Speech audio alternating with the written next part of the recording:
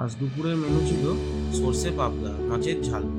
ওই রেসিপিটাই আমি এখন আপনাদের সাথে শেয়ার করব। যদি ভালো লাগে অবশ্যই জানাবেন। প্রথমে মাছগুলোকে ভালো করে ধুয়ে তার মধ্যে হলুদ গুঁড়ো, নুন ও সর্ষের তেল মাখিয়ে কিছুক্ষণের জন্য রেস্টে রেখে দিই। এবার এদিকে একটি পেস্ট আমরা বানিয়ে নেব। তার জন্য সাদা সর্ষে, কালো সর্ষে, পোস্ত, কাঁচা লঙ্কা মিক্সিতে ফাইন একটা পেস্ট।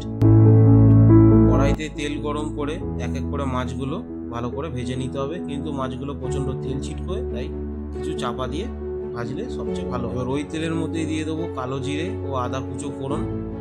এদিকে হলুদ গুঁড়ো ও লঙ্কা গুঁড়োটা জলে গুলে আমি ওর মধ্যে দিয়ে দেবো। কিছুক্ষণ নাড়াচাড়া এর মধ্যে দিয়ে দেবো যে পেস্টটা তৈরি করে রেখেছিলাম সর্ষে পোস্ত, সেই পেস্টটা। এবার এটা তেল ছেড়ে দিয়েছে, এর মধ্যে দেবো স্বাদ মতো নুন, পরিমাণ মতো চিনি দিয়ে